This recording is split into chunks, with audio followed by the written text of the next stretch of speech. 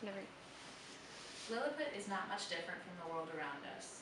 From the disagreement on petty problems to the corrupt practices present in governments everywhere, Lilliput serves as a perfect representation of the real world. Gulliver's perception of the world is unique and proves that there are many hypocrisies present where people do not even realize. Jonathan Swift's novel presents a story that goes much deeper than surface meaning. Because of the way the prose is laid out, it is clear that he is using satire to prove his points. He tells the story in a somewhat factual manner rather than in the style of fairy tale fantasy tale. The storyline of a man with a great background traveling and getting stranded on an island with strange people who are seemingly nothing like him proves timeless. However, there is so much more that is discussed within the novel, such as the idea of collectivism versus individualism, freedom, religion, and the role of government as a whole. In addition, the novel as a whole, as well as part one in particular, presents conflict of basic moral values as well as the concept of compromise.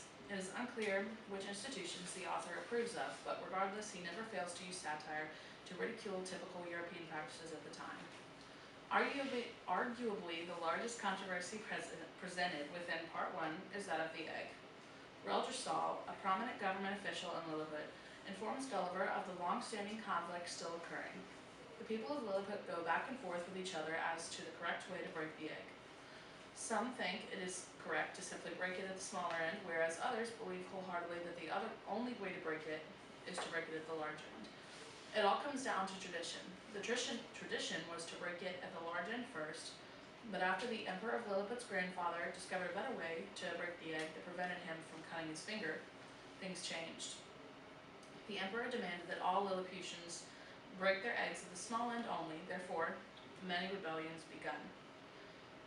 The entire controversy serves as a parallel to the Protestant Reformation, which in essence was a conflict over worship style, as well as the formal definition of how to be a Christian. Jonathan Swift's use of satire and literary irony shows the ways in which people find conflicts that last years and years for reasons not worthy of conflict. At the end of the day, people should have the freedom to crack the egg how they want, express their belief in God the way they want, or not to believe in God at all. Swift showed the world that government and furthermore conflict has the power to control the world as much as people allow it. In the novel, Swift expounds upon the history of the war between the different nations and how ridiculous it is to have had something small cause such an enormous state of contention. Throughout the novel, Swift explores the notion of power indirectly. He makes it quite obvious that Gulliver himself could kill all the Lilliputians in such a short amount of time, but for some reason he chooses not to. Regardless of his size, power, and influence, he chooses to remain calm and collected while using his time with the Lilliputians as a learning experience. After all, Gulliver is on a journey. However, it is interesting to note that he used his power, and more importantly, strength, for good. When among people extremely different from him in many ways, he could just rebel, but instead does the opposite and helps them.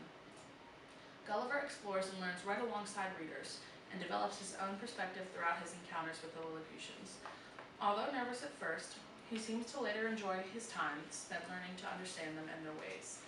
The problems presented that seem minuscule, such as the egg conflict, symbolize problems occurring in Europe at the time, and Gulliver himself was a quintessential part of providing people with a fresh but not necessarily new perspective on the hypocrisy present at the time. The initial shipwreck wrecked much more than Gulliver's job prospects. It wrecked his worldview. However, as further explored in the novel, worldview is something meant to be challenged in order to see and understand things the way they are, and then furthermore, how they could be.